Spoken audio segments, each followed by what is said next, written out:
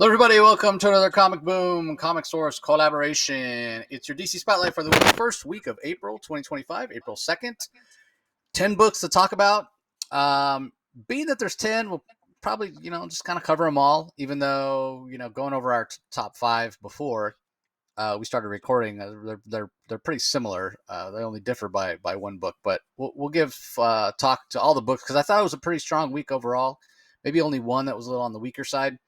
But yeah, I thought it was a great week. Back from WonderCon, I got in unfortunately at like 6:45 in the morning. But I had learned my lesson. I took the Monday off, so I slept till about noon, and got up and started doing stuff. But yeah, many Mai Tais were had, many sugary drinks, and unfortunately, and it's kind of become a tradition for us to go to the Tiki Bar, which is Trader Sam's. It's like right outside the Disneyland Hotel, right outside downtown Disney. It's world renowned.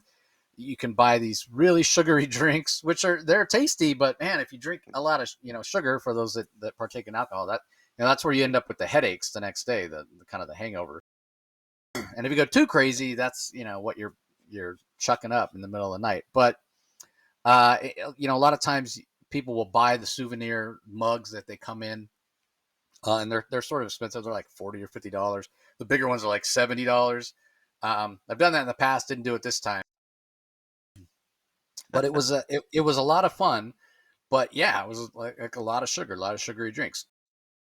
So the next night, we ended up going to teppanyaki, and I told myself no sugary drinks. We're not going to have any sugary drinks. But we're at Benihana, and it's like, oh, round of Mai Tais. But it wasn't just enough to have a round of Mai Tais. Somebody gets the brilliant idea. Well, let's pound these Mai Tais. Let's see. I'll pound it. Before you know it, 5-6 Mai Tais later. Yeah, so it was a lot of fun. The show itself, kind of interesting.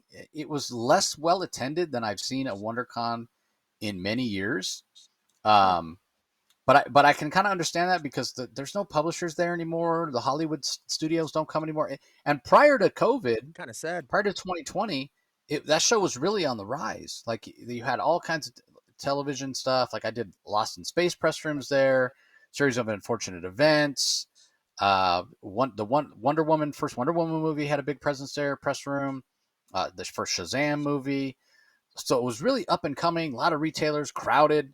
But this show has not recovered from COVID, and part of it is because again, there's literally no. I shouldn't say no publishers because Bad Idea was there. They had a fantastic panel. It was a lot of fun. They had a giveaway for Planet Death Zero. Right? Planet Death. Yeah, Planet Death. Isn't that what they're? Yeah, Planet Death Zero. They had this awesome ash can they were giving away. It was on newsprint, like awesome. Literally newsprint. And they had to go and find newsprint because you can't just find it anymore. And it was really expensive, and they had to buy an absolute crap ton of it. But the good thing is all of that is at the printer now, so they can do future stuff on newsprint. But you should have seen people's reaction to this. It was amazing. They would pick it up and they'd feel, oh my God, this is other creators even. Sean Gordon Murphy, we took one over to him, and he saw it, and he was like, oh, this is awesome. This is what I want my stuff printed on. Invariably, people would hold it up to their nose and smell it because it's, when you walk into a comic shop and it smells like that newsprint smell, and you're like, oh, I'm in a good shop. They got a lot of good back issues. I'm going to enjoy this. That's kind of what it was like. It was really awesome. So there Bad Idea was there. Other very very like Aspen Comics was there, but other than that, I don't think there was any publisher that anybody would know by name. No Image, no Boom, no Dynamite, no IDW, obviously no DC, no Marvel. So it's a little disappointing. It's a little on the smaller side now, and it actually wasn't crowded any of the days. I've never seen a show that slow, but this is not just a WonderCon problem. I mean, maybe some of the things may be them specifically because again, they're so close to LA, being in Anaheim, Orange County, right next to Disneyland. You would think they would, it's a lot easier for the studios to do promotional stuff or, streaming services and what have you, but they're just not. But I was talking to some people that had done Emerald City and C2E2, and they were saying the same things about those shows. Like, where are the people? They're just not showing up. And I think part of it, we're talking about it a little bit over dinner on Saturday. And I think part of it is there's a lot of things up in the air for the economy in the U.S. right now. With we don't know what the tariffs are going to be like, what inflation's going to do, and that sort of thing. So I think people are a little more hesitant to spend money right now, Yeah. and I think that's the reason that it wasn't as well attended. Now that being said, for those of us that were there, man, it was fantastic. It wasn't crowded. Um, there was lots of books to choose, like a whole gamut of retailers, all the way from digging for dollar books to some high end stuff. I didn't buy much. I'm low key looking for a Ghost Rider #1. It's the biggest Ghost Rider book I don't have. I have all the Marvel spotlights, and I Yeah. have like everything from like issue 10 up, and I You need mean one. first appearance or the Yeah, I first? have it. Yeah, I have his first appearance, Marvel Spotlight 5. I have that. I Oh just don't wow. have the first issue of his regular series. So I need an issue 1, an issue 4, an issue 5, and issue 7. So I got a 5. I picked up a 5. Nice. Um, Also, recently I've talked about how I've been sorting books. I realized I could swear I bought it, and maybe it'll turn up as I keep sorting books, but it wasn't where I thought it was, and so I just went ahead and got another one because it was a decent price. The last issue of Incredible Hulk, I think it's like 474. Last issue of his first series. I picked that up as well, and then a random impulse issue that I needed. So those are the only 3 books that I bought. I got some people gave me books, and obviously I got a Bad Idea ash can, which was really awesome. So yeah, it was a lot of fun. It's a show where I don't have a ton of obligations typically because again it's gotten so small press wise. So didn't have a lot of obligations, so I got to spend a lot of time with friends. Had dinner with Jeremy Adams and Jackson Lansing. I will have an article coming out before the end of the week on the panel with Dan Slott and Mark Waid in conversation with Marie Javins, talking a lot about Summer of Superman and hints of what's to come. So look for that later this week. I had a Nice. long conversation with Dan Slott about what's coming up in Oh Superman. wow.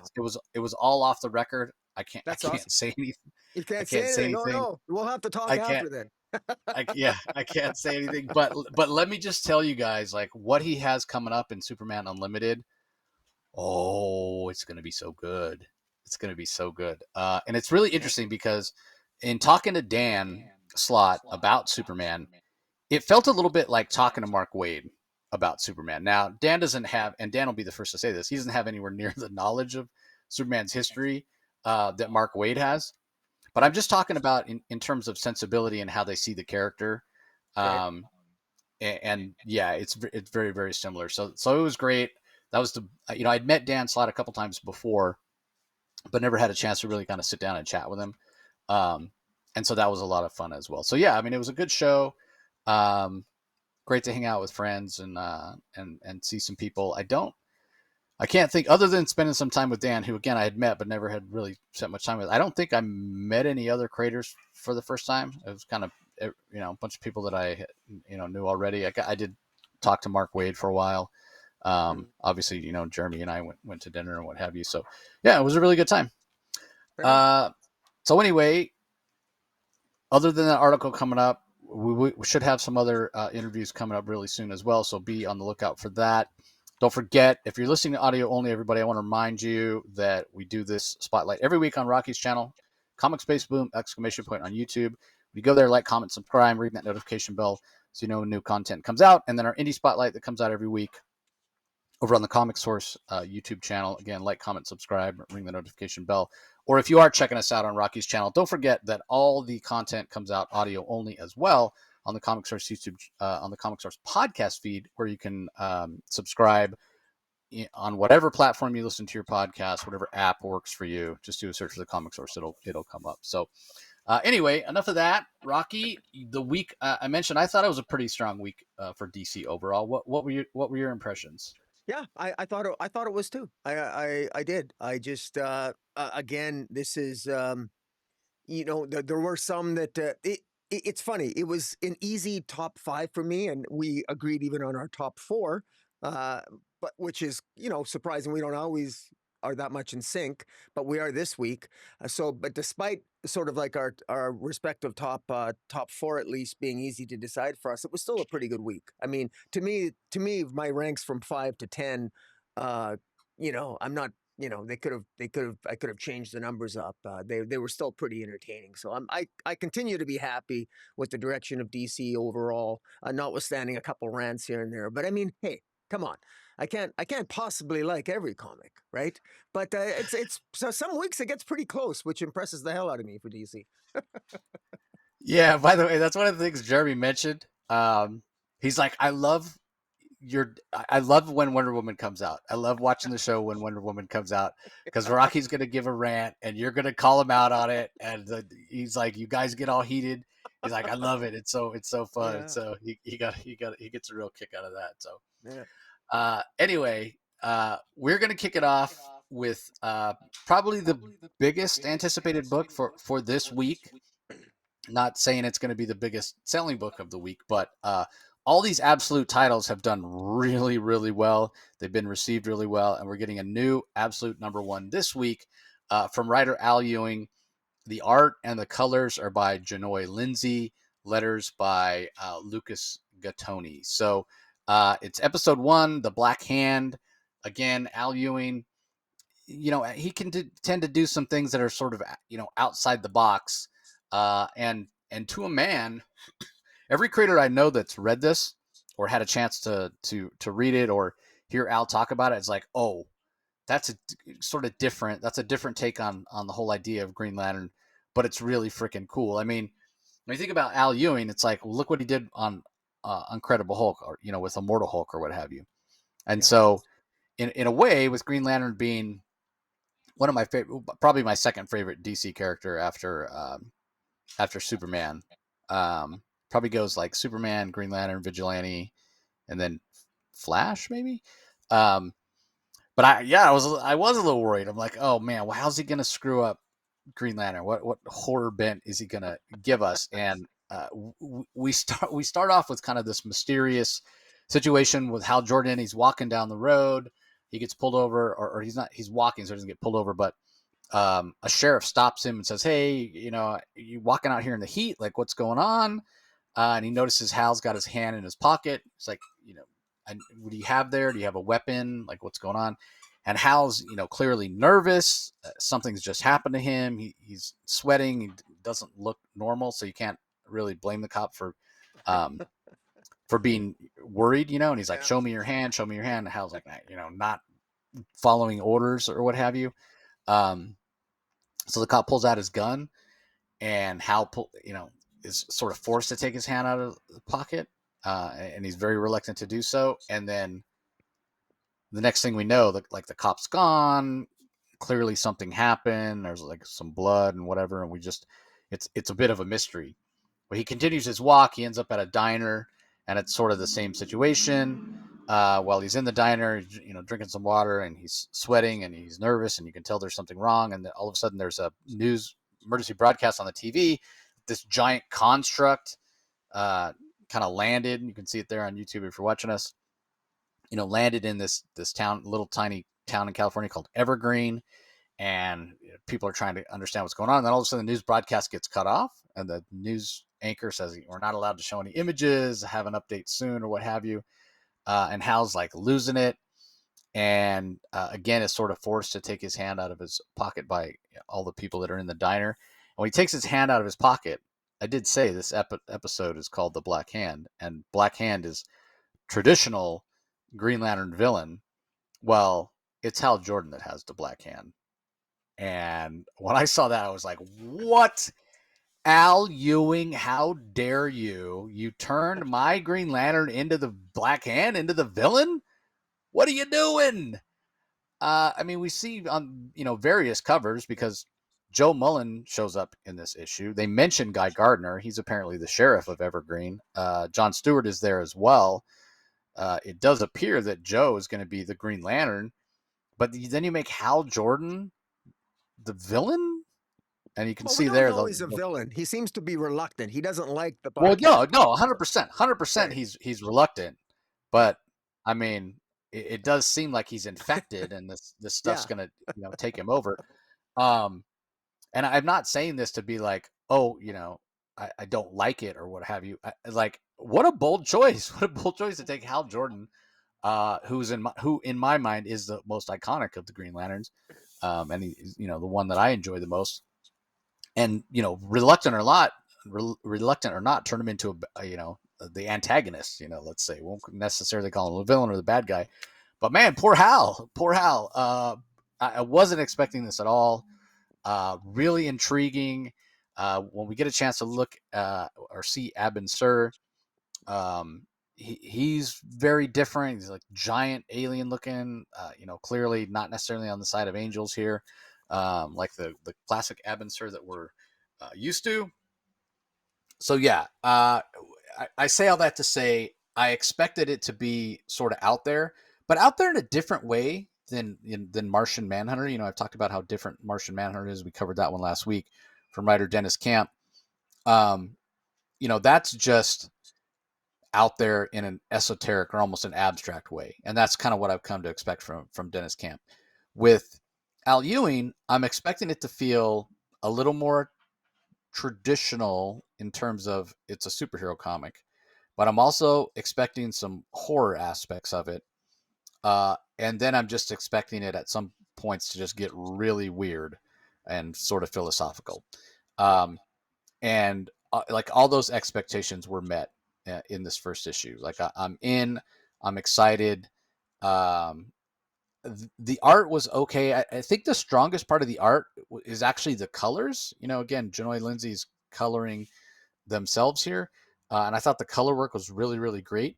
The line work is not necessarily as clean as I would prefer, um, and I did talk to some people that I know didn't like the art, and I can kind of see why that might be the case, but I didn't think the art was bad.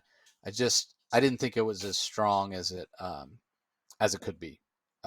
So again, but that's just my personal preference in preferring really clean line work and what have you. But yeah, I thought this was a successful first issue, and Yeah. I'm curious to see what people's reaction is going to be to Hal Jordan being the Black Hand.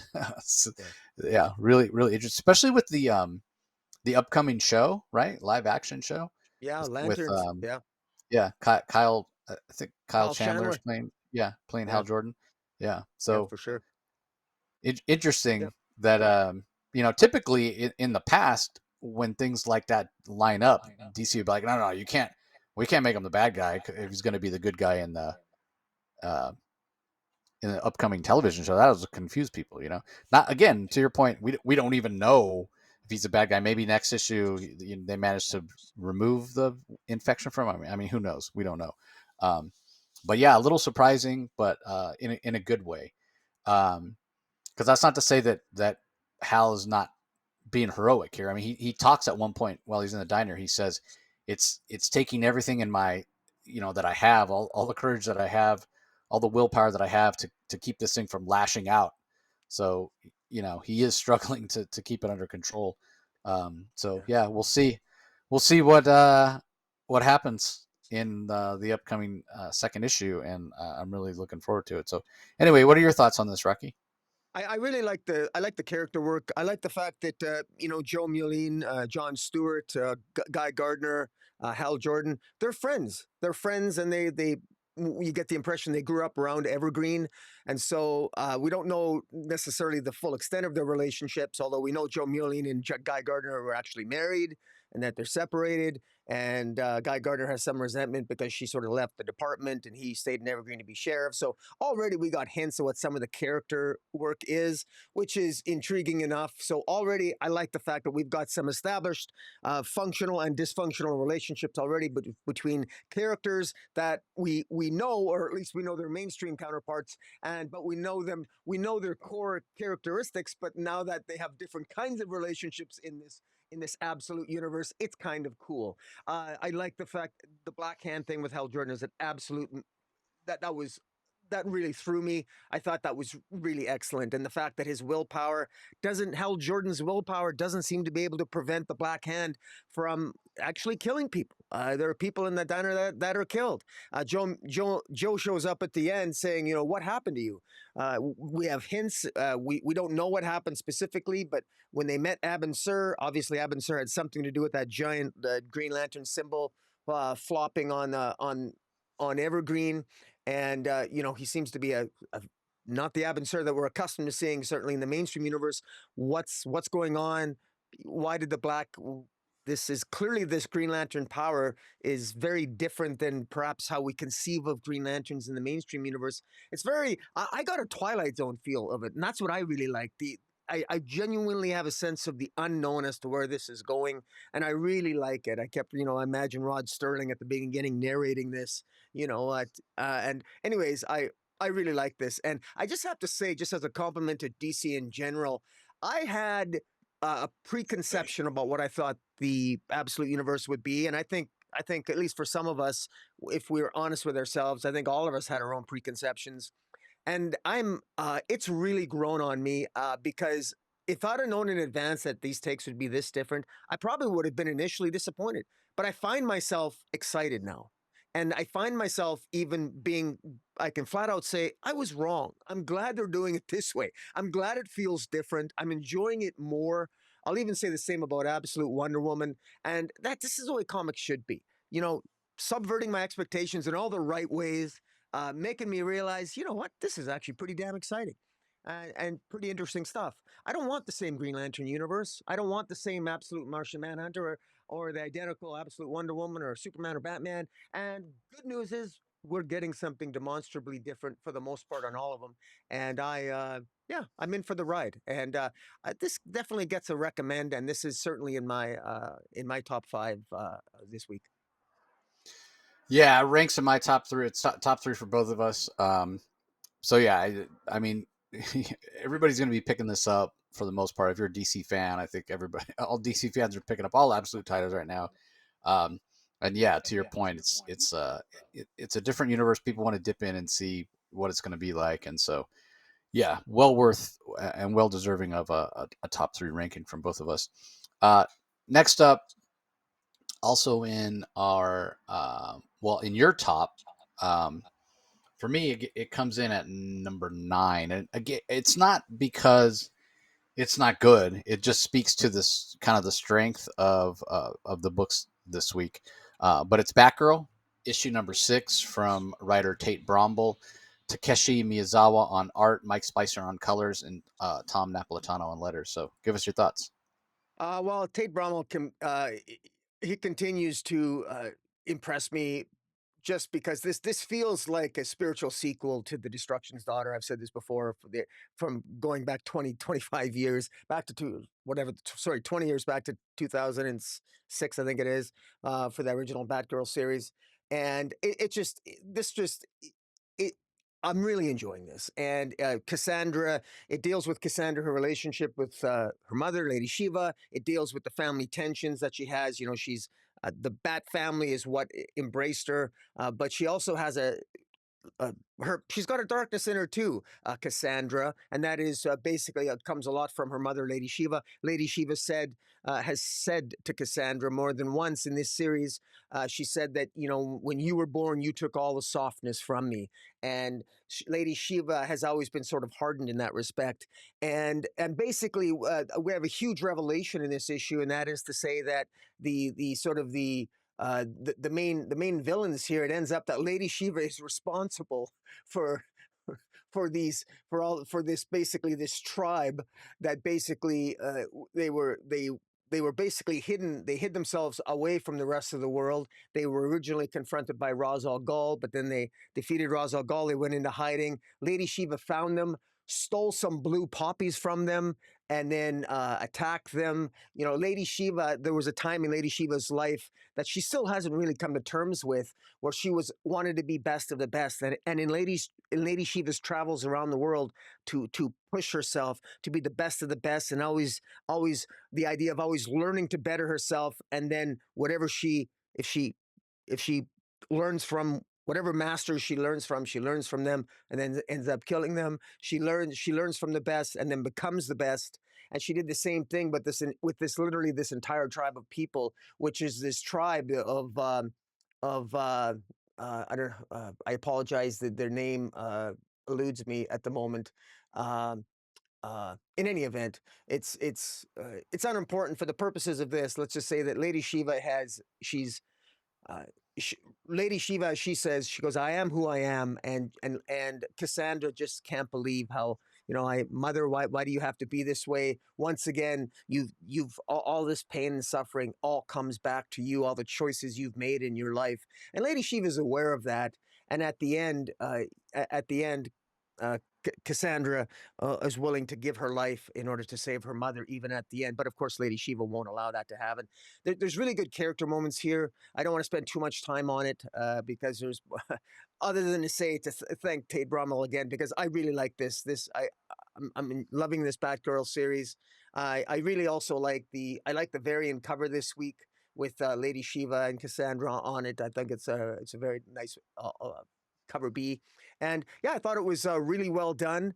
And I like the fact that it ends sort of teasing that Lady Shiva has been killed, but Lady Shiva's not dead. That's not going to happen. But I like the fact that if this is leading into next issue, by the way, is the origin. We get more of the origin of Lady Shiva, which I'm really, if anybody could write a good origin for Lady Shiva, it's Dave Bramwell, and I'm really looking forward to that. And I like the idea that Lady Shiva, it's an opportunity for Lady Shiva to maybe once again become this character in mystery and hiding, and then and really, I really think she's a character that deserves to be put on propped up in a more of a to have some mystique around her, that we should never ever know Lady Shiva's agenda. It should always be a little bit shrouded in mystery. Because now that I'm a Lady Shiva fan, I have a huge bias, but to me, she should be the best of the best, ahead of Deathstroke, ahead of everyone. I think that just adds a cool factor to it. And then when you factor in the fact that her only softness is for her daughter Cassandra, who refers to Batman as her father, I think it's cool. I like that dynamic. So yeah, this came in at number 5 for me this week. I was quite happy with it. Yeah, it comes in at number 9 for me, but again, it's more to do with this. Just it's a really good week, and I'm just not that invested in Lady Shiva. I am more invested in Cassandra Cain. I really like her as a character, but the thing I like about her least is her relationship with her mother. It just I have no interest in it. It doesn't matter to me because I don't. I'm not invested in Lady Shiva, so it really doesn't. Like, oh, she's Yeah. lying. Oh, she's done horrible things to the unburied. Oh, Surprise, what a surprise. shock. Like, eh. Um, what is interesting though that I'll make note of is the art from Miyazawa Yeah. is really interesting. It's I was a really little good this worried. issue, I thought. Yeah, I thought. I was a little worried when I first heard that Miyazawa was going to be doing the art, because I was thinking of their work on um, the Greg Pak series, Met Cadet U, over at Boom, and how sort of cartoony and juvenile that is. But from the issue 1 of this, um, Miyazawa's art has been very tight. Really great line work. Um, but you can tell they're sort of settling in to kind of sort of the style and the tone of this book, because it was Yeah. a little more textured, a little more visceral. The lines weren't quite as clean in this issue, but it still worked because of just the environment of where they were, in these caves, headquarters of the unburied and what have you. So yeah, I thought it really worked. All right, up next, we have Justice League Atom Project issue number 4. This is from writers Ryan Parrott and John Ridley, Mike Perkins on art, Adriana Lucas on color, Wes Abbott on letters. Um, Again, this book has been really great in terms of how closely related it's been to Justice League Unlimited, and examining the aftermath of the events of Absolute Power, even to the point of, at the end of this issue, Inferno shows up, which I thought was really, really cool. I also think that Ryan Parrott and John Ridley are handling the multiple timelines really, really well. But now, whether or not Captain Atom chooses to join Inferno, so at the end of last issue, we saw that Major Force had showed up. General Ewing, longtime nemesis, I guess you would say, of Captain Atom, and very unscrupulous military officer, um, is out to get Captain Atom. Wants him as a weapon, basically, that he can point and shoot. Um, and Ewing's always been one of those characters that comes across as just somebody you'd love to hate, kind of like an Amanda Waller light, if you will. Um, so it's not necessarily surprising to see Ewing doing what he's doing here, and making promises to Major Disaster that he probably can't keep. And again, like that dynamic, if you can think of like kind of one villain as sort of the nemesis of Captain Atom, it would be him. So um, I think it works really, really well. I think the art by Mike Perkins is great. Um, love the dynamic, but seeing the Inferno show up and knowing what we know, like we already read Inferno, last week, or read Justice League Unlimited last week, and learned about the identity of Inferno.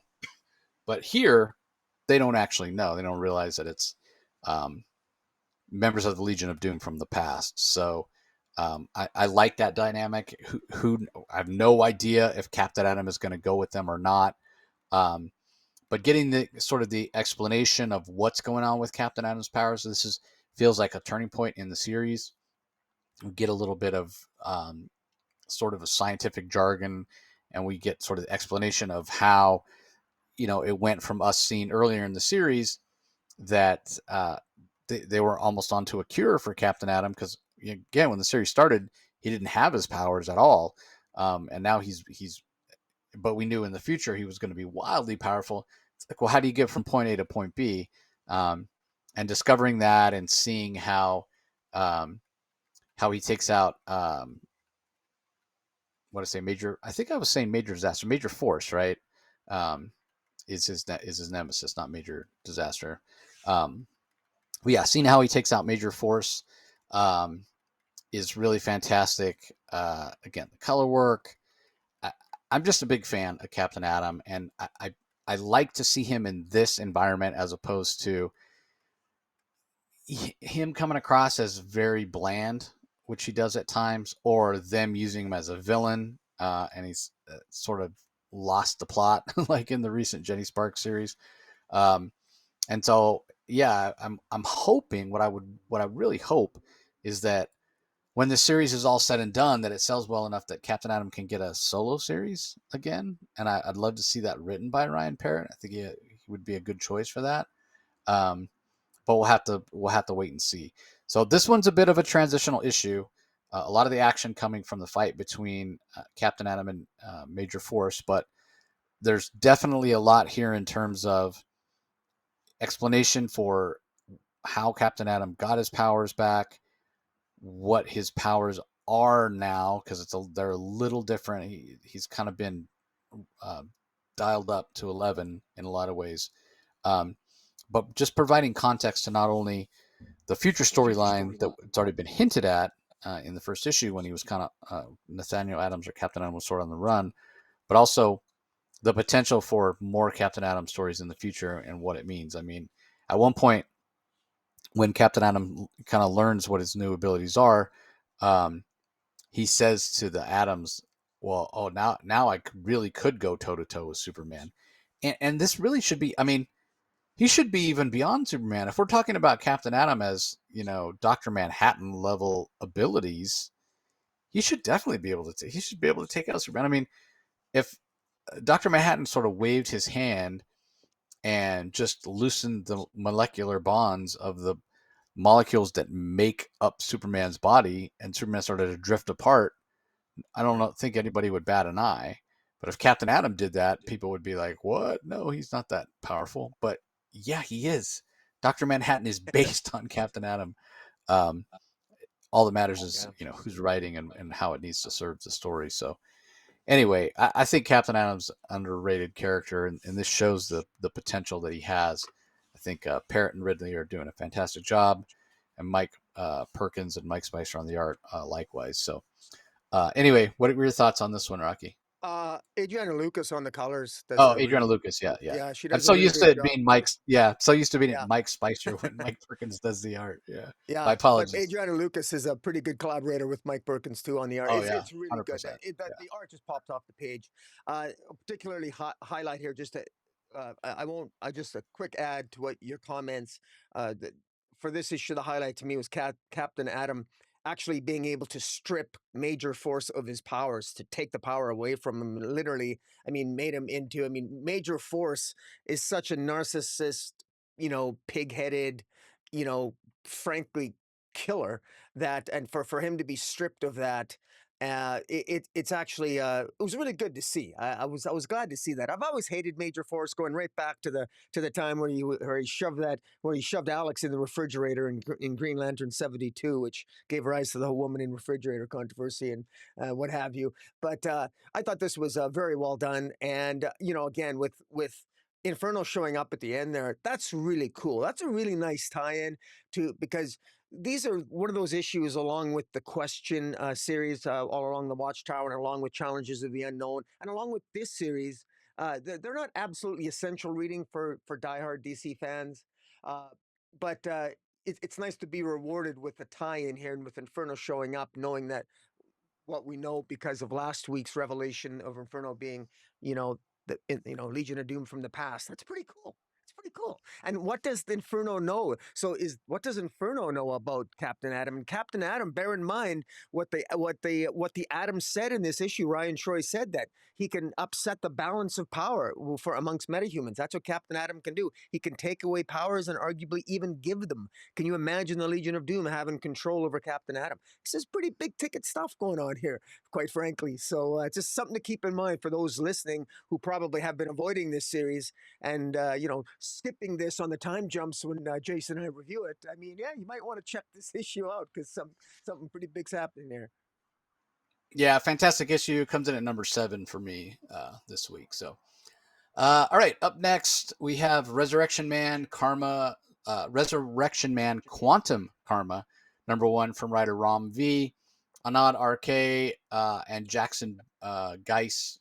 Jackson Geis does the just for page 1, but Anand RK as artist, Mike Spicer on colors, and Aditya Bidikar handling the letters. Now, sort of a guilty pleasure of mine is the original Resurrection Man series from the 90s. It's a little cheesy.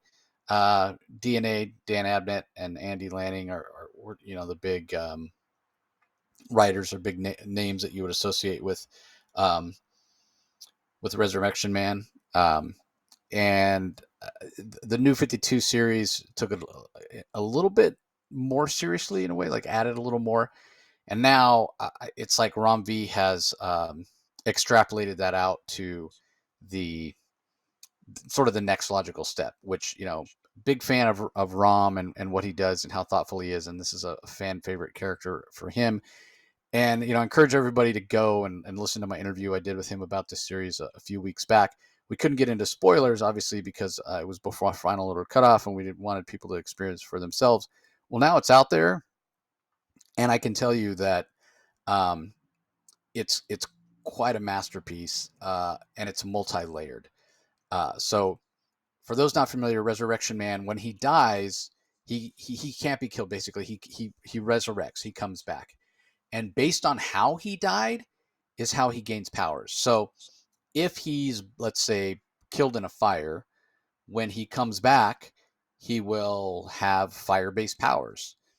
If he dies from falling out of an airplane, when he comes back, he's likely going to be able to fly. A little bit like Doomsday, right? Like how Doomsday evolves. Like if you kill him, whatever killed him, you can't kill him the same way twice. He evolves, and sort of becomes immune to that. And this is sort of the same thing. So what does that mean when Resurrection Man meets a woman, falls in love, lives a life, has kids, and dies of old age? Sort of retires from the superhero gig and dies of old age. It's sort of time that's killed him, and it gives him mastery over time. And what he comes to find out is that he has lived many lives even before he remembers them, and he may also have memories of future lives that he hasn't lived. And so this mysterious being shows up to recruit him, to take him to kind of an alternate dimension outside of time. We're not exactly sure the purpose of that just yet. but we find out later in the issue that mysterious person that comes and is sort of explaining to him the way things work in terms of time and what have you, and um, how he has the power of time now, how he's wielding that power, and takes him to this samsara dimension. It's an older or a future resurrection man, so he's kind of going back and visiting himself. Um, and this older or more wise or more experienced, however you want to put it, version of himself says, now that you have access to all your memories, as you've sort of, you're outside of time now. Time, in a way doesn't affect you. Think back to your first life. We find out his first life. He was a man named Mark Sievers. He was in a prisoner of war, a POW camp in World War II, and the person in charge of the camp, the Japanese officer, whatever it was, is a pretty depraved Gawa, and I think. Yeah. yeah, Or Gawa. he's yeah, pretty despicable, horrible person. And when he finds out the war is ending, he wants to celebrate, and he wants to celebrate with meat. Well, it's a POW camp; they don't exactly have meat, you know, steaks laying around. And so, what are they going to eat? Well, yeah, unfortunately, that's exactly right. And so, Resurrection Man volunteers when they come looking for meat, amongst the prisoners, because he's like, well, what does it matter if they kill me and carve off part of my body to eat? Um, I'll be resurrected, so it's fine. Um, and he gets a chance to save a life. But what happens as sort of a consequence of that, the people that consume his flesh, they have some limited immortality as well. Now they don't heal, they don't come back with powers, and their bodies are still, we see this officer that was in charge of the camp, and he's still burnt to a crisp, and the paramedics that find him, or the medical people that find him at the end, they have no idea how he's even alive. Like how can this guy have a pulse? Like he's burnt up, and yeah, they just can't explain it. So it gets even wilder in the second issue. I'll tell you, I got a chance to read both issues before I talked to Ram. But what sells this in terms of being, you used the word Twilight Zone earlier when talking about Green Lantern. This sort of Yeah. feels like a Twilight Zone, a little bit of a horror bent that we're getting here, a little bit of a horror feel in Resurrection Man, and definitely a serious feel. Um, that yeah, Twilight Zone. Um, I'm trying to think of what the other name. There were some other shows. The Dark Side, I think it was called, was Yeah. another one that tended to be a little darker than Twilight Zone episodes. Um, but yeah, it definitely has that sort of feel. And the art by Anand RK is just it's really fantastic. And yeah, this is a series worthy of Resurrection Man, who I think is a very underrated character in the DCU. So uh, I'm curious what you thought of it. I mean, were you a fan? Like, was Resurrection Man, were those series that you read? How familiar were Yeah. you with him? Well, I was. It's not something that is foremost in my recollection. I do have. I know. I have the last series that had. I had the entire. I have the entire series somewhere in The, storage. the new 52 series, or the Yeah, the 90s new one? 52. It would have been probably the new Gotcha, 52. Maybe gotcha. Yeah, it yeah. But in any event, but it was more of a traditional superhero story, with the same yeah, traditional sort of superhero tropes. He was just somebody who was basically immortal, and he every time he came back, he had different powers, which was kind of cool and different concept. But this here, I like the more that I really love what RamV brings to this opening issue is just the emotion. I was really touched about just how the fact that we got to experience Resurrection Man, living a full life and a loving life, and a wonderful life with his. He really did have a great life with his first love, and he had a great family, and he dies, and then he sort of like, for lack of a better way of describing it, sort of like he returned to the source, but ultimately the source is really him, an older version of himself in this mystical land, and he's Resurrection Man again, and he's going to keep resurrecting and doing what Resurrection Man does. But the wrinkle at the end here is just it. I like it. It's so cool. I mean, the fact that, I mean, can you imagine more horrible circumstances than being in a prisoner of war camp and cannibalism? And then, you got this grounded yet mystical being of resurrection man, and part of his limbs, part of his body is being eaten by this, I guess, Hagawa or Kawaga character. And what powers is this? I'm assuming it's the villain of the piece of this story. What powers is he going to have? What happens when you literally consume somebody who with this source-like connection, like Resurrection Man has? So it's really cool. Like, so RamV's done a good job in this opening issue of planting some seeds, and I mean, it's pretty much impossible for me not to want to buy the second issue at a minimum, or at least complete the story arc, because it's really well done, and the art is, like I said, the art's really top notch. It sets the moods very, very, very well for this particular story, because it's kind of creepy, it's kind of mystical, and yet it's emotional. It's character driven. You go from feeling love and wonder with his first life to feeling horror and terror by the end of it, and so just a whole wide range of emotions all packed up into one opening issue. It's very well done. This is even better well done than the opening issue of New Gods, in my opinion. Yeah, this comes in at number 4 for you, number 3 for me. So it's our 3 and 4s are flip flopped, or 1 and 2 is the same. At least when we started, I may change by the time we finish talking about all the books. But Yeah. anyway, let's move on. Up next, we have one that is not in either of our top 5.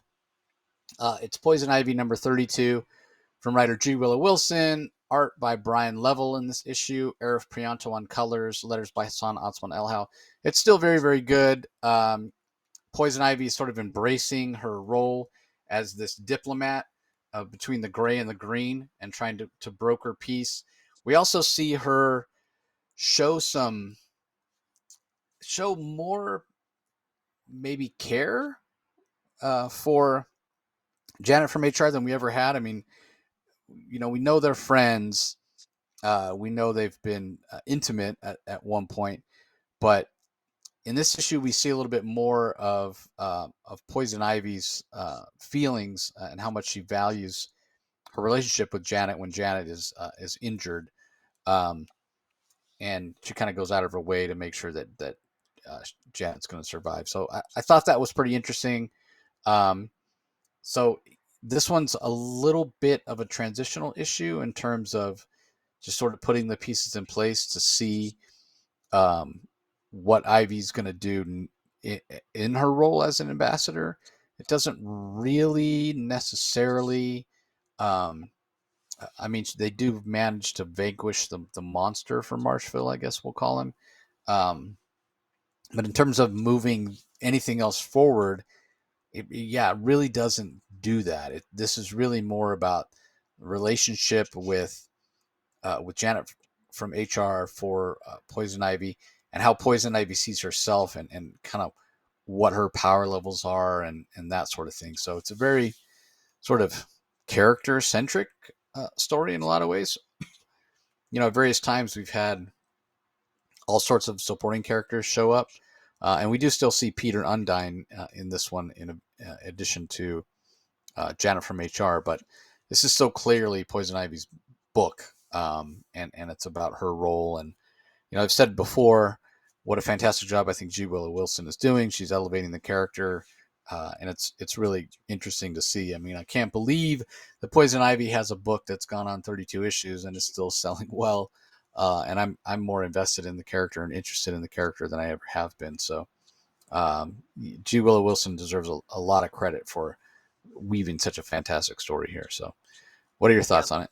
I really like I really like the whole idea of Poison Ivy being given more agency as somebody who's not just sort of like an insane, like she was at one point, an insane eco terrorist. And to be honest with you, what I find so as a highest compliment I can give to J. Willow Wilson, there was a time at the beginning of this series 2 or 3 years ago when I wanted her Poison Ivy to be just an insane eco terrorist. I wanted her to be straight up villain, but J. Willow Wilson has convinced me through just plain good storytelling, sort of revamping her origin, revitalizing her origin a bit, and giving her more agency and actually showing that she's more complex, giving her I can sympathize with the character arc and the origin of Poison Ivy, and here she's got her relationship with even Harley Quinn, her growing relationship with Janet of HR, her being sort of a mediator between the green and the gray, as you said, and Bog Venus, of course, having this side deal with Janet of HR that Poison Ivy's not aware of, but suspects might be going on. Uh, Maybe perhaps a growing attraction with Janet, or maybe it's just friendship. We're not sure. But the fact that we as readers are unsure, just to me, is a compliment to of the storytelling that J. Willow Wilson has been doing here, and and of course the artwork is just fantastic. I like how Bog Venus himself looks different, visually different than I actually like his look more better than the Swamp Thing. Actually, he looks like a more cool Swamp Thing. He looks like the Swamp Thing from the hippie generation with longer hair and longer vines and everything. It looks kind of cool. But in any event, I think it's very well done here, and yeah, this is a series that continues to impress. And yeah, in any other given week, this could have made my top five. Yeah, Bog Venus I think is a female, but other than that, Well, I can't tell the yeah, difference with your Swamp yeah, Things. yeah. And the only reason I thought it was a male, I thought it was a Yeah, male too until Poison Ivy you're right. referred to Bog Venus as her a couple times. I was like, oh, it's a it's a female. Yeah, Okay, I did. I mean, yeah. I didn't even know that a member of the Gray, basically a walking, shambling, mycelium, a mushroom, a fungus, whatever you want to call it, Right. would even have a gender. Yeah, that's right. Yeah, they Yeah. called her So at one point. She called Bog Venus a swamp witch. So yeah, that would be yeah, a female. Yeah, that's right. yeah, yeah. So all right, up next, definitely in both our top three, Absolute Superman #6, Jason Aaron writer, Carmen A. D. Jean Domenico on art, Ulysses Areola on colors, Becca Carey on letters. Oh man, what an issue! Give us your thoughts on this one. Well, Jason Aaron continues to impress. We've talked before, and I just from just watching our fellow comic book lovers and comic book reviewers out there. There's been some out there that have maybe taken that would prefer that not so much time was spent on Krypton and the journey that Kal-El takes to Earth, and his origins on Krypton and what have you. You and I are different. We've quite enjoyed it, and I quite enjoyed here. But we finally get to a spot now in Absolute Superman issue 6 where we get to see frankly the journey from Krypton, which has exploded, the journey from Krypton to Earth with the AI computer system that is part of the suit that Kal-El is wearing within the rocket ship, within the spaceship built by his mother, trying in vain to find an habitable planet in the galaxy, and traveling for I don't know millions of light years, and having a very difficult time doing so. And you really see the pain and the anguish, the stress and the anxiety, and almost seeing a teenage Kal-El going insane at 8 months since Krypton exploded, just going crazy, alone in a ship, just himself. Believing or having no reason to believe that his parents survived or any other Kryptonians survived, and he's away from everyone. And in this issue, we see that journey to Earth.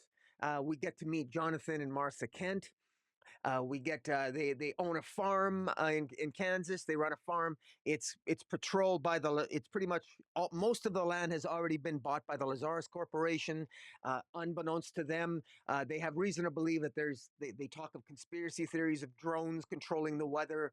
Of course, we ultimately know that it's the drones controlled by the Lazarus Corporation that are preventing it from raining, so it can create more of a drought, so that the so that the homeowner farmers would go bankrupt, and so Lazarus can scoop up more land. So right away, this is the situation. This is the socioeconomic situation that young Kal-El sort of crash lands into, and the character moments, as Jonathan and Martha discover young Kal-El, their relationship with each other, how their relationship and their vitality for life, and they were almost depressed because of their circumstances. The impact that a young Kal-El made with them in just a it's not entirely clear. At least I never saw how many years. I get the impression he spent maybe a year or two with the Kents before ultimately he's got to flee because um,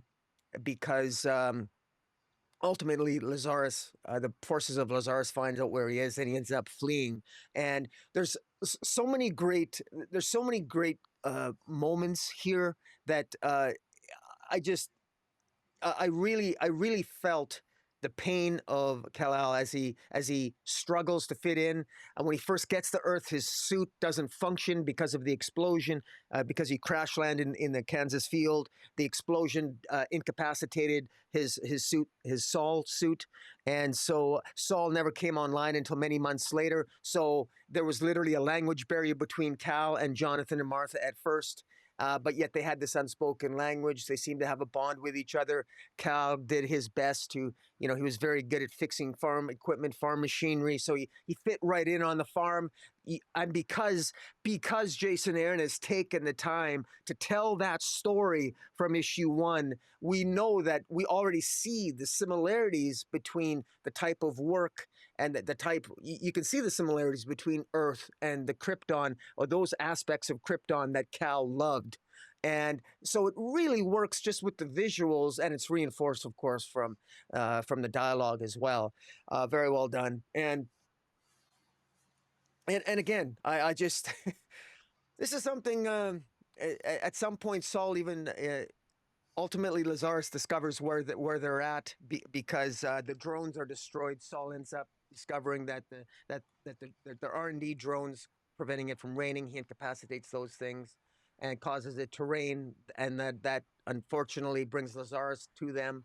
And again, really a tragic moment where Cal has to leave them, but we know ultimately where Cal goes after that. He basically wanders around various parts of the world, and that's where he ends up helping. Subsequently, we know he ends up helping the miners, and we get that story if we go back to issue 1 through 5, and then a great cliffhanger how it ends. Lois Lane, despite not being a reporter in the Absolute Universe, nonetheless has that mainstream instinct and is investigating, is trying to investigate maybe the origins of Absolute Superman, because she ends up in Smallville looking for Martha Kent, and we get a tease as to who Lazarus is.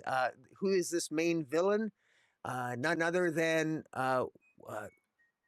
Ra's al Ghul appears to be the main villain here, and which was funny because we speculated about that at issue 1. Because the minute we heard Lazarus Corporation, we thought, well, we think of Lazarus Pit, we associate that with Ra's al Ghul, but we think, why would Ra's al Ghul be a villain in the Superman comic? That's not that way it is in the mainstream. Well, this is the Absolute Universe, baby, and things are different here. And Ra's al Ghul as a villain working with Brainiac, or Brainiac working for Ra's al Ghul. It's pretty cool stuff. I like it, and in Jason Aaron, I trust. So far, I've been, this is probably. I told you before, I keep going back and forth between this and Absolute Batman as my favorite, and this one is right back on top again. What are your thoughts? Yeah, I really enjoyed it right from the start. I mean, interesting that he doesn't come and crash land into Smallville as a baby, but it's still the first place where he lands, and Ma and Pa Kent are the ones that sort of take him in. Um, Being that it's a Kal-El that remembers Krypton and remembers his parents, and we get a chance, or have gotten a chance, to see more of Jor-El and Laura than we ever have before, and how they're both kind of from the working class of Krypton. The parallels between them and Mon Pa Kent are never more apparent than in this issue, in this story. Values very similar. You can understand why, even though he can't speak English until Saul wakes up, that he would still feel comfortable. He's got to see something of his parents in John and Martha Kent.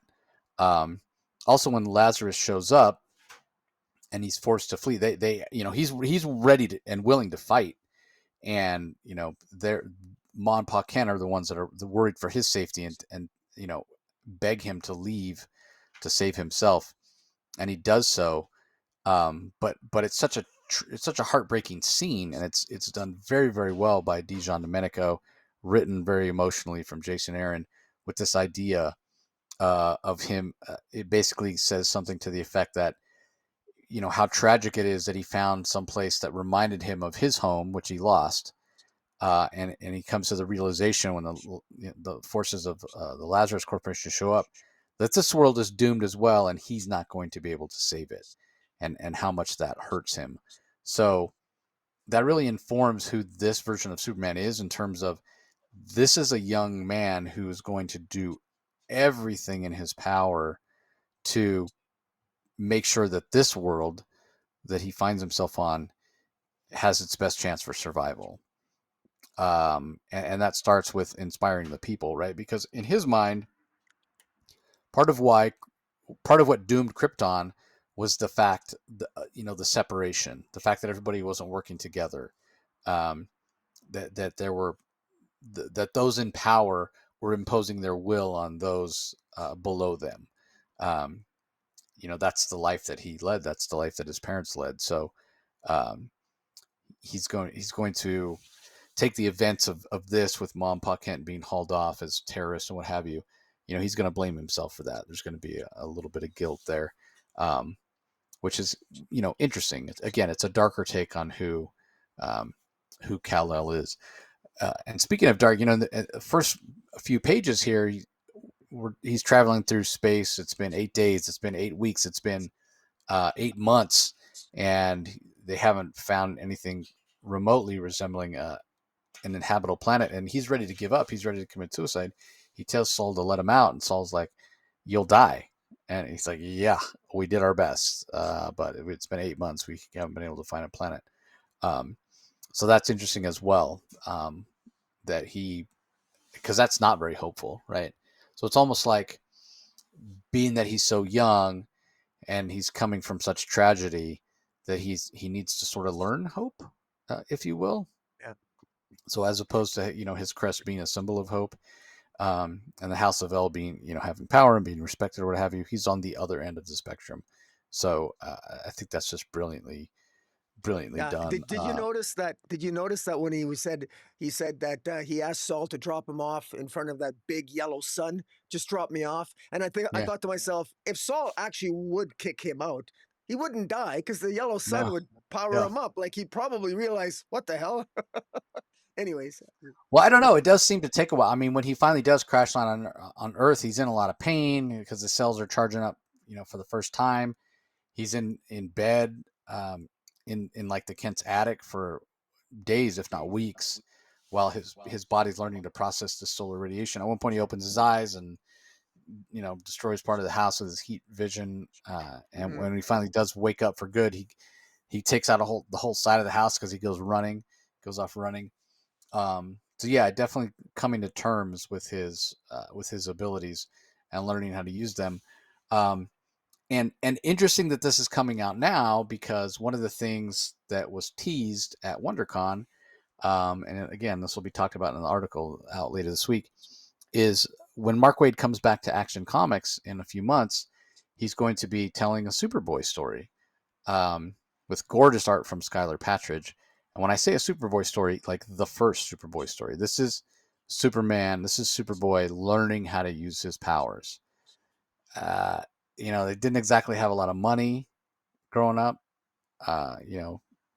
Penny pinchers on the farm. They didn't have the idea yet to make it out of the Kryptonian baby blankets that would be, a little more sturdy. So they're making his costume out of, whatever they can find. He's wearing tennis shoes, and all that. But it's the way Mark Waid described it, was it's Superman from ground zero, like Superboy from ground zero, having to learn how to do everything.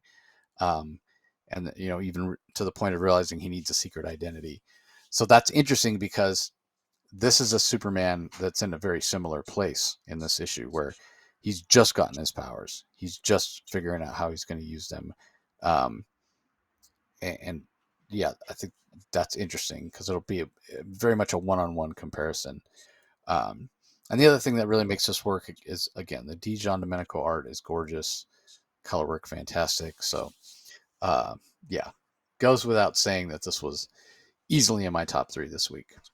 Yeah, agreed. All right, up next, JSA number 6. This is from writer Jeff Lemire, art by Diego Orlatugi with Joey Vasquez, colors by Luis Guerrero.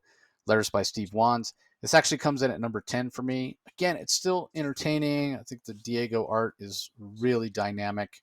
Um, but the pacing for this has just been a little wonky. Um, and I it doesn't feel like we have a lot of forward momentum, and we're on issue 6. Like this should be like this is the end of the first volume. Like trade, like you pick up this trade, and I mean, no, not really resolution. So yeah, it's moving a little slow for me. I am still enjoying it. I really like the scripting that Jeff Lemire is doing. In terms of this, in my mind, is exactly what Jade would be doing in this situation, and what Ted Grant would be doing in this situation.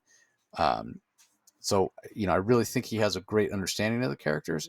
I just need to have it move along a little bit faster, and it might be a situation where it's one big story he's telling over the first 12 issues, and until that's finished, may not feel like I've gotten a complete story. I don't know. I haven't gotten the final issue yet of the um, or maybe we have. Like I said, this is issue 6, right? Yeah. Yeah, it's issue 6. So yeah, it's just I don't know. It feels a little off to me. So, what are your thoughts on it? Well, I don't know what it is because, I mean, I know enough. I've read enough Jeff Lemire to know that he's a fantastic writer. But for Yeah, some reason, this is not. It's not resonating with me. It's not connecting with me emotionally. We had some significant events in this issue. The JSA characters are arguably acting a little out of character, maybe from mind control, from uh, Sorrow or whatever, Johnny Sorrow. We're not sure. A wildcat, Yolanda, the wildcat. She ends up killing one of the guards or whatever, and uses lethal force, pisses off Jade. We have Wildcat, Ted Grant, who ends up looks like he may have been killed and taken off the playing field. We have Wildcat trying to give trying to inspire a young Dr. Fate, Khalid Nasser. I think Jeff Lemire is writing Khalid a little bit younger than he actually is. I don't think Khalid, I thought Khalid was a little older than this, not was a little bit more experienced than Jeff Lemire is portraying him here, but that's fine. Um, the helmet of fate ends up being taken from Khalid at the end of this issue from the Injustice Society. By the end of this issue, the Injustice Society really is they're they've got the Justice League. Pardon me, they have the Justice Society on the ropes here, and I don't know if it was the pacing or what have you, but I just it just never really I'm just not thinking about this. I don't know if it's I mean, the art seems to be fine. I have nothing wrong with the art. But there were some moments here I mean, there's a cliffhanger at the end here where Alan Scott coming in with the corpse of Wildcat. This should have a more visceral impact on me, and it doesn't, and I'm not really sure why. So I'll just put that out there. I'm still invested in this because I want to know where it's going to go, but it's crazy because it looks like it's high stakes. It reads like there's high stakes, but I'm not feeling the stakes, and I just don't know why. So maybe it's because there's so many other comic books I read this week. So I don't want to take anything away from those who are Justice Society lovers.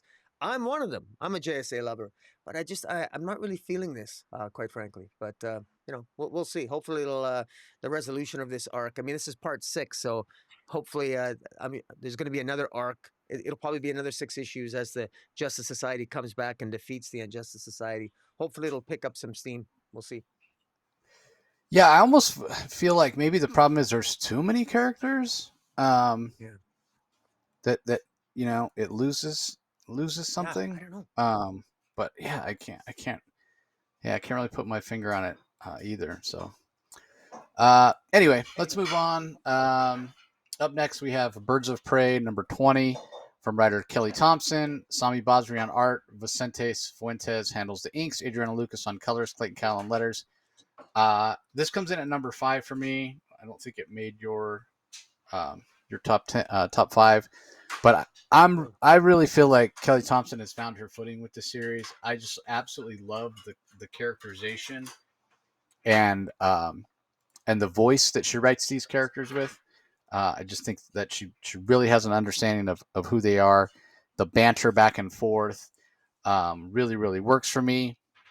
And then on top of that, um, it, kind of that espionage feel. Like this does feel like these are the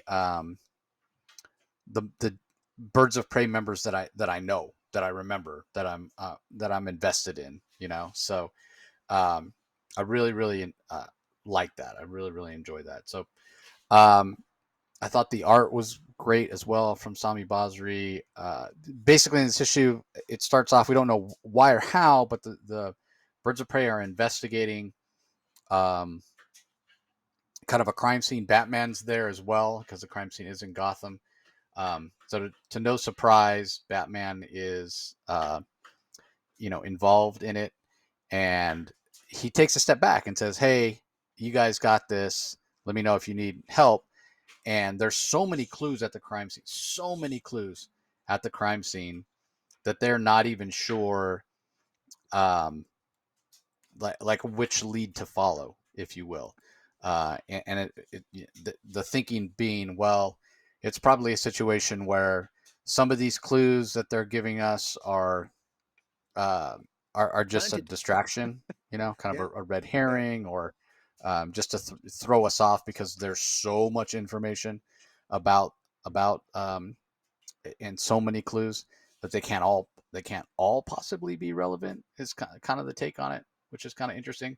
Um, so they what ends up happening is Barbara Gordon has to Oracle has to split everybody up, and Black Canary goes and investigates one thing, Big Barda goes and investigates one thing, Cass and Sin go investigate another thing. So again, you're getting that sort of international feel. Definitely feels like a team.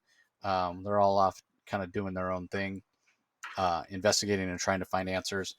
And again, it's fun. It's lighthearted at times. The banter, the humor that Kelly Thompson brings to it are really really enjoyable. So um, yeah, this is like night and day from how I feel like it started, where it felt like the pacing was a little more deliberate, and it felt like it took a little while to get there.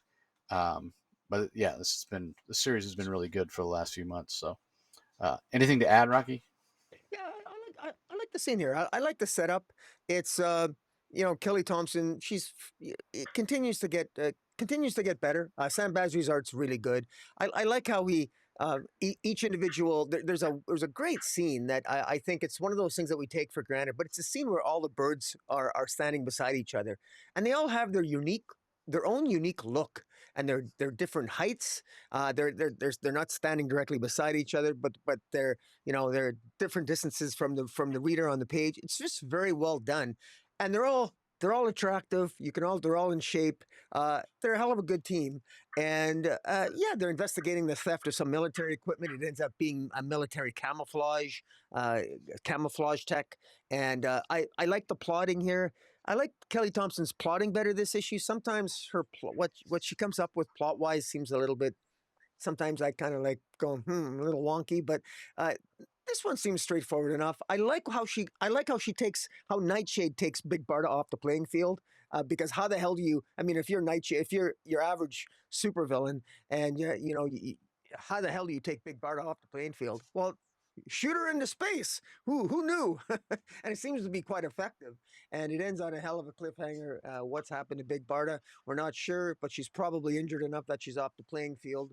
And who's behind all this? Who is the force? Who's the villain that stole this military tech of camouflage that could change the scope of warfare in the DCU? We don't know, but we'll find out in subsequent issues. But it was pretty good. And again, high compliments to Sam Basri on the art.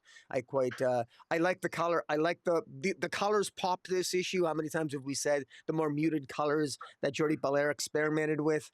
Not really the cup of tea for you and I, but I really like the more eye-popping colors which showed up this issue in the various scenes. I like it much better. But yeah, pretty good. Yeah, one other thing that I'll mention, plenty of hints lately from DC about the return of the Legion of Superheroes. It looks like Shadowlash shows up in this issue, Well, is and that I'm not Shadowlass or exact. It is that Shadowlass? Is sure that who looked that like is? her. or Well, it it could sure be. looks like her. I just Or assumed it was. I thought assumed it was another. It was like Nightshade or something. I just assumed it was the villain Nightshade. Why? Just because. But I hope you're right. I yeah, hope you're right. yeah. That would be I'm awesome. not, again, I'm not 100% sure, and it could be somebody from Shadowlass's planet. I can't remember the name of it. I want to say Talak 4, but I don't think that's right. Um, but anyway, maybe somebody from the same planet, just an earlier version. So yeah, I mean, I don't know.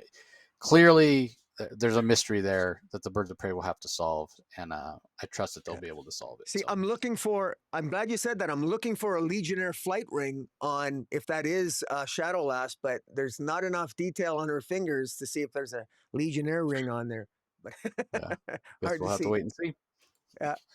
Uh, All right, up next, also not in our either of our top five, just misses it. Comes in at number 6 for me. It's Secret Six number 2. This is from. Oh, I don't have the credits page in front of me. Bear with me, everybody. So we know it's written by Nicole Maines, art by Steven Segovia, got colors by Rain Barreto, letters by Steve Wands. I mentioned last issue, and it's continuing this issue, that we're seeing a lot more of like a manga influence from Steven Segovia. It's not my favorite, especially because the backgrounds tend to be a little light at times. Um, but what I will say is his choice of panel layouts is really I'm a big fan of it. Whether it's just zooming in on one eye to get somebody's reaction to something, or um, there's a picture of Catman where we're zoomed in and just on his cowl, part of his face is in shadow. That looks really fantastic. But yeah, clearly some manga influence, especially when you look at people's hair and their eyes and what have you. So um, definitely setting up an interesting dynamic between um, Dreamer and John Kent and Jay Nakamura. I wouldn't go so far as to say like a love triangle, but just a different dynamic. Um, and it looks like this Secret Six that's going to work together. It's going to be a mix of heroes and villains, but who's the hero and who's the villain? Um, it's hinted at in this issue that may surprise you. So Floyd Lawton, Deadshot, he wants Amanda alive. He needs something that she has, and he's going to need her memories restored in order to find out where she's hidden it. Meantime, Jay and Dreamer may want may be looking to go to cross that line that they shouldn't cross. Especially for Jay, it'd be an act of revenge to kill Waller. Um, but it's clear to both sides here, because it's almost like the members of the Secret Six, you have two different factions. Um, it's clear to all that whoever took Waller took her because they want the information, they want her memories, they want her contacts, they want all that stuff. But in order to do that, they'll have to figure out a way to restore her memories. Um,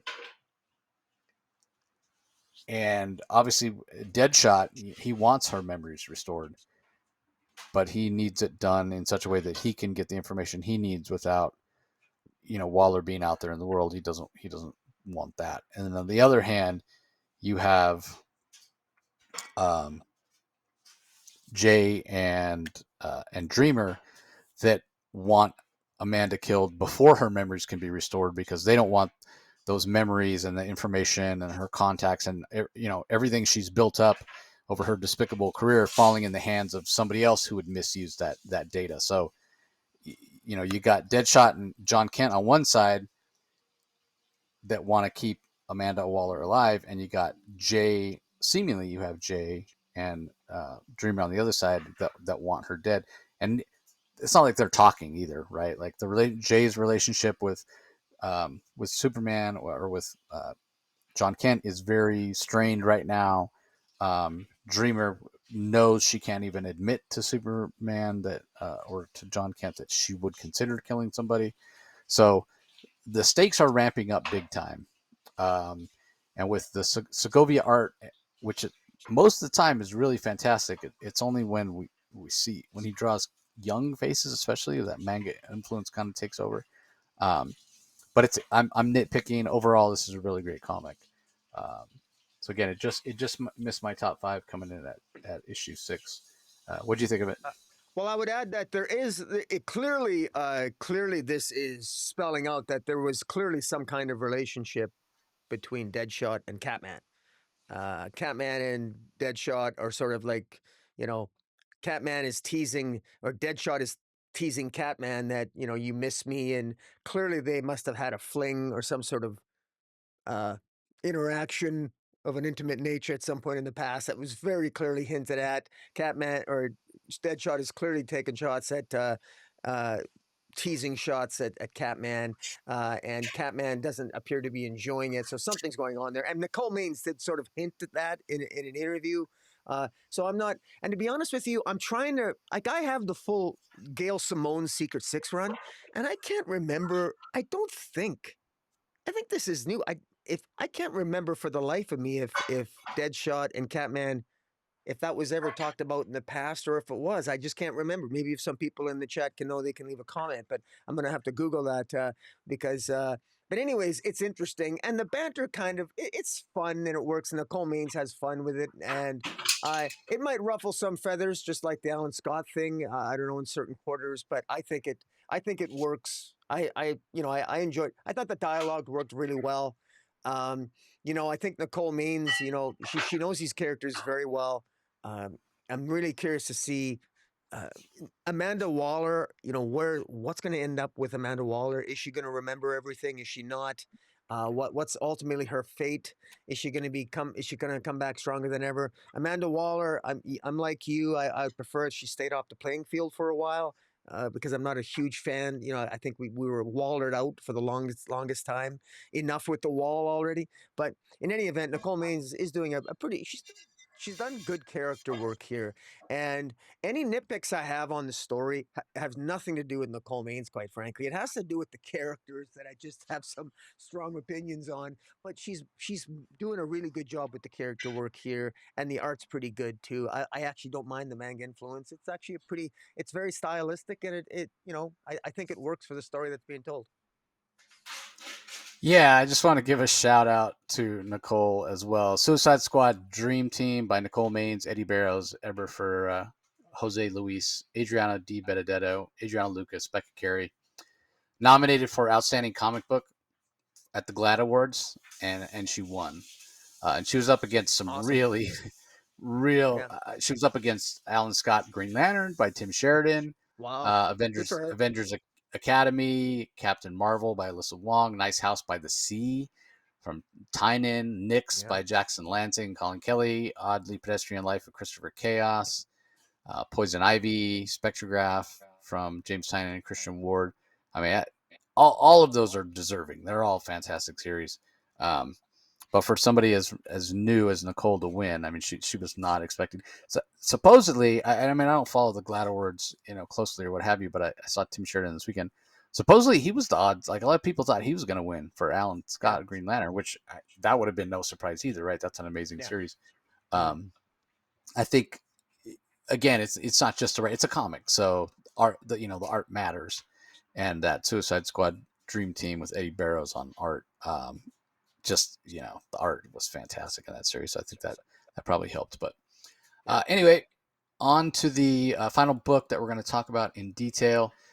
This is where we flip flop, right? Like earlier, I had Resurrection Man Quantum Karma at 3, and you had it at 4. Now I've got Two-Face number 5 at 4, and you've got it at 3. So that's right. Yeah. Swapping places here. But this is the penultimate issue, next to last issue. It's written by Christian Ward. The art is by Fabio Veras. Colors by Yvonne Placencia. Letters by Hassan Osman Elhal. So you have it rated a little higher than me, so I'll let you go first. What are your thoughts? Yeah, this 5th issue of Two-Face, the cover says it all. Die. You might be thinking that this character that's on the cover is wants Two-Face to die, but no, that's actually her name. That's the name of the character. So I think this is the first appearance of this character, Die. If I'm wrong, somebody I'm sure will correct me. But if this is a key issue, and I think it is, first appearance of Die, it's always great when a key issue with the main character appears on the cover. And it's a great cover. I really like it. and die not only obviously having a double meaning in this. In this issue, well, we know that the central conceit of this entire series has been written by Christian Ward, has been that there's this I guess this the church court that's sort of run by Harvey Dent. Harvey Dent is actually has managed to keep Two-Face, his darker half, at bay, trapped in sort of a literally and metaphorically a mental prison in his head, and he's been fairly successful at it. He's also managed to acquire a sidekick by the name of Lake Cantwell, for lack of a better name, and she actually cares for him, looks out for him, and does a pretty good job of it. And in this issue, we're introduced to a character named Di, and she's like Two-Face's sidekick, and she uses a six-sided die, and instead of I mean, it's a little might sound a little bit cliche, but she rolls the dice. She rolls two dice to determine a person's fate, and if it's a 6 and a 1, you're done for. And ultimately, this Di comes along, and she's looking to basically she's looking for Two-Face, and it's actually a very interesting issue, because you see how somehow what Christian Ward does a really good job at is, even though all this stuff's going on in sort of Harvey Dent's head, uh, it's interesting that this other character, Di, can see that when she looks at Harvey, that it's not actually Two-Face. It's not actually Two-Face that she's looking at, and she wants, you're not Two-Face, and it's interesting how Christian Ward sort of plays with that, and this ongoing struggle that Harvey Dent has of insisting on being able to keep Two-Face at bay no matter what, and all for his own reasons and his own agenda. But at the same time, and Lake Cantwell is really great, because she's 100% in support of Harvey, and there's a great standoff between Di and Lake. In the issue, and you can tell it's sort of like a war of wits. One is literally an ally of Two-Face, and the other one an ally of Harvey. And as Di sort of was going to determine Lake's fate by throwing the die, uh, you know, Lake Cantwell sort of throws other dice into the mix to sort of confuse her, and we've seen that before. It's a little bit cliche, maybe. I've seen Batman confuse in issues of Batman. I've seen Batman try to throw a wrench into Harvey's flipping the coin by throwing other coins at him to get him off his game.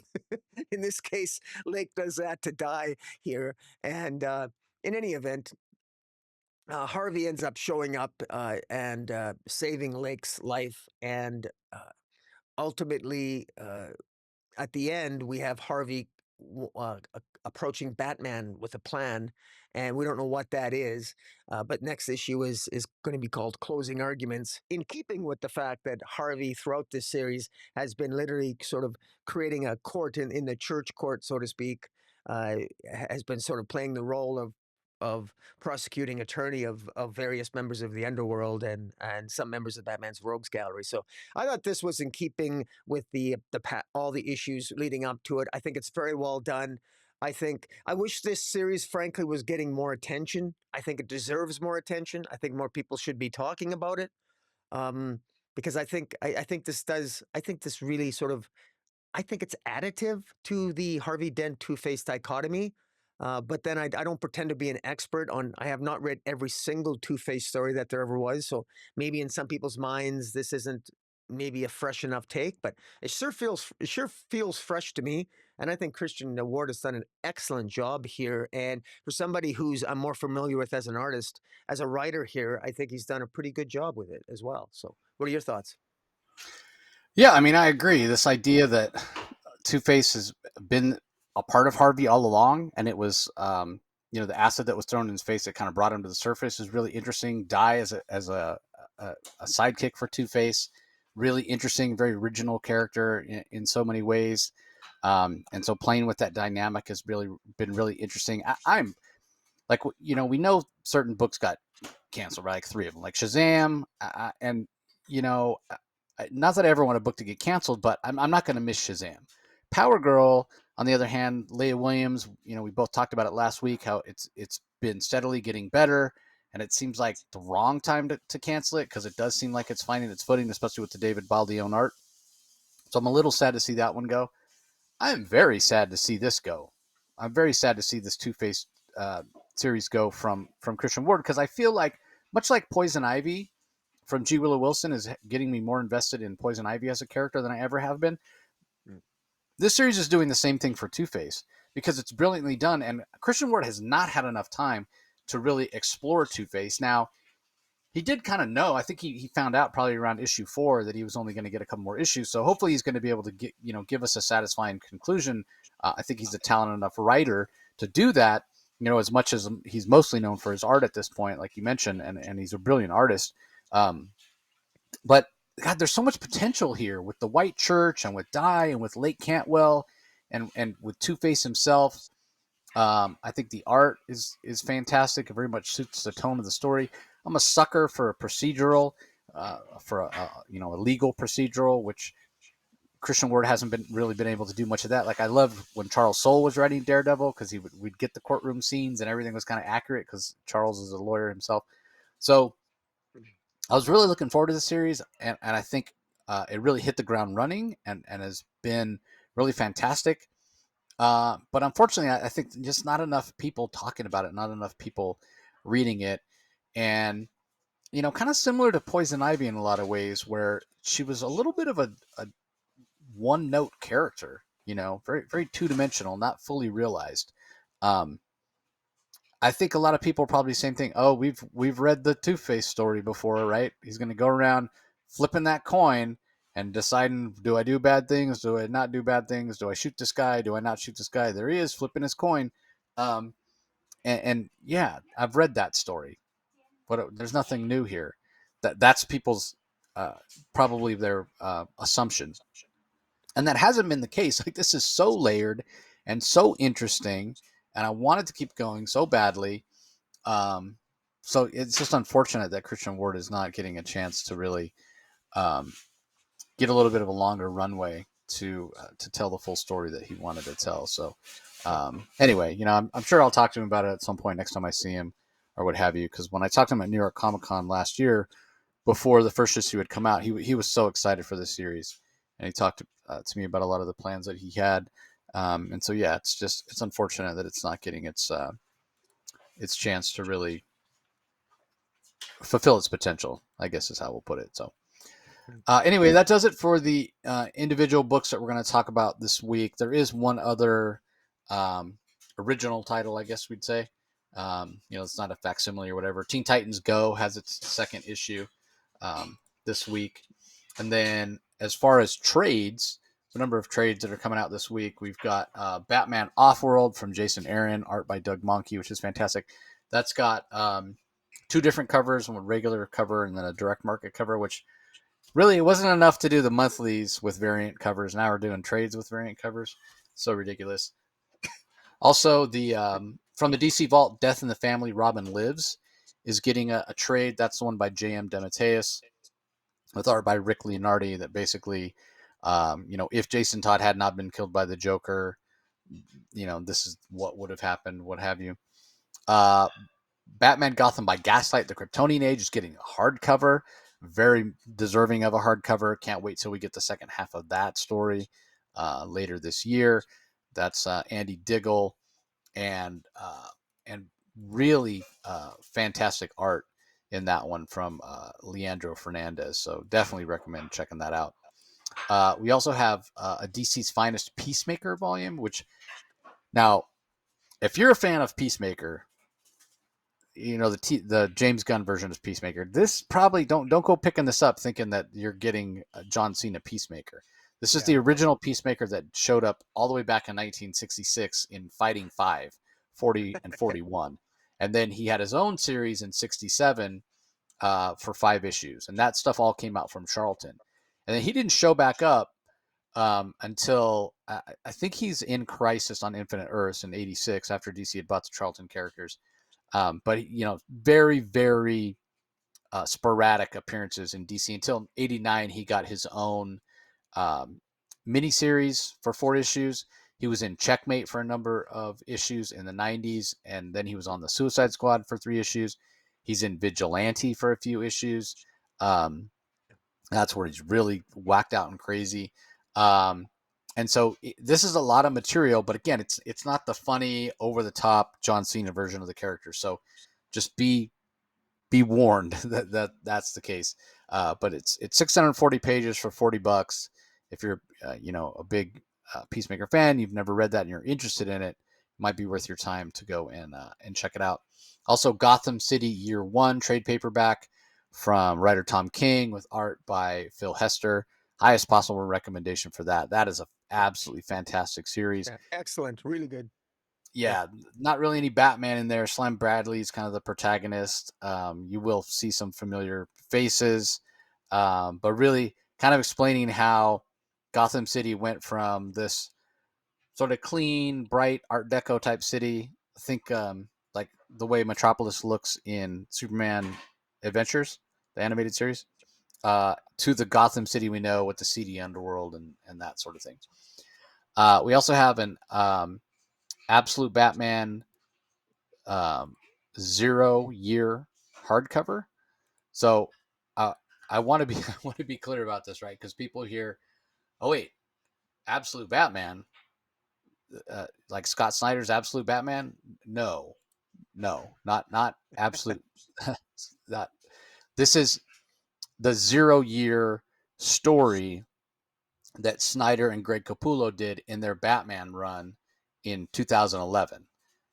From issues 21 through 27, they basically did the first year of Batman, but not like Batman Year One, but it was their version of Batman Year One, sort of. But the reason they're saying it's Absolute Batman 0 year hardcover is because it's in the absolute format, right? The oversized format where you can see the art in full size, the same 11.5 by 17, same size that Capullo drew it. So this is not the Absolute Universe Batman. So just keep that in mind. 520 pages, $125, oversized, as I said. So that's out. And then we have Punk Rock Jesus trade paperback. And if you're like, wait, what the heck's Punk Rock Jesus? So kind of a Vertigo title before Vertigo went away. And it's a reality TV show. This tells the story of a reality TV show clone of Jesus Christ that causes chaos in the near future. I mean, just imagine, if you will, in this country with the zaniness of fundamentalists, if you had a clone of Jesus and he was on a reality TV show, Yeah. how crazy people would go. And that's what this is. So it's from Sean Gordon Murphy. He writes it and he draws it, and it's as crazy as you think it might be based on that description. So again, if you're so inclined, you can check it out. Um, Absolute Superman has a ton of covers, but Absolute Green Lantern has the most this week. It takes the cake with the new #1 issue. So not a huge surprise there that it gets so many. I couldn't believe the amount of covers that thing got. But as in terms of facsimiles, DC is continuing to reprint the first Hush storyline. So they're up to issue 614. So there's a second printing of Batman 615 or 614 rather, facsimile edition, and then a foil version of that. And then also Batman 158, which came out last week, but not all the covers were available last week. The Alex Ross Batgirl cover wasn't available. So if you're curious and you're a big fan of Alex Ross and you want the first issue of Hush 2 with an Alex Ross Batgirl cover, you can go to the Alex Ross web store and check that out. So those are the books and the collections that are out this week. Time to reveal our favorite title of the week, book of the week. You go first. Yeah. Like I said, we started off. So Rocky and I had the same #1, the same #2. His 3 was my 4, and his 4 was my 3. So we were flip flop there. And then I had Bird to Prey at 5. He had Batgirl at 5. So my pick for #1 has not changed. It is, but it was really close. It was really hard for me to choose between these two, and it was between the two absolute titles for me. But ultimately, I had to go with Absolute Superman #1 as my favorite. And again, sometimes when we talk about this, our number ones change, but it did not for me. I stuck with um, Absolute Superman as #1, Absolute Green Lantern at #2, and then Two Face, Resurrection Man, Quantum Karma at #3 for me. Um, you had Two Face at 3. So, um, anyway, what's your pick? Uh, yeah, my top three: Two Face, Absolute Green Lantern, and Absolute Superman. It was between Absolute Green Lantern and Absolute Superman, and you know what? Absolute Green Lantern was pretty damn good, but and I know, I mean, I could out of a sense of we can share our love of the Absolute Universe. Maybe I'll even do that. My heart's with Absolute Superman, but I will Then go pick with. Absolute Superman. We don't have to. We Okay. don't have to All kowtow. right. Well, then, Yeah, if I'm gonna, because I do think Absolute Superman did it for me, but I'm gonna have to go with yeah. a different cover than you did. There you go. Uh, because I really like I'm not big on variant covers, quite frankly, but I mean, look, every now and then I'm a hypocrite and I'm a sucker for a good cover every now and then, and boy oh boy, some of these Absolute Superman covers are just gorgeous, and yeah, there's a lot of them, but for the most part I'm sticking with the cover A's, but Jason Aaron's done a fantastic job. I will give a shout out to Al Ewing on the Absolute Green Lantern. That's really great too. The Absolute Universe is just killing it. But there's that. It's been said more than once that where Superman goes, the rest of the DC universe follows. And at least in my mind, and it sounds like your mind as well. In the Absolute Universe, Superman leads as well, and that's a pretty good place to start. No, I agree wholeheartedly. And I think for me, probably the thing that differentiates is just we're just getting started with. I just don't know enough to give the nod to Green Lantern um, over Absolute Superman. And again, getting to see the relationship between this version of Superman and this version of Ma and Pa Kent, having the reveal again that we expected of Ra's al Ghul as the big bad.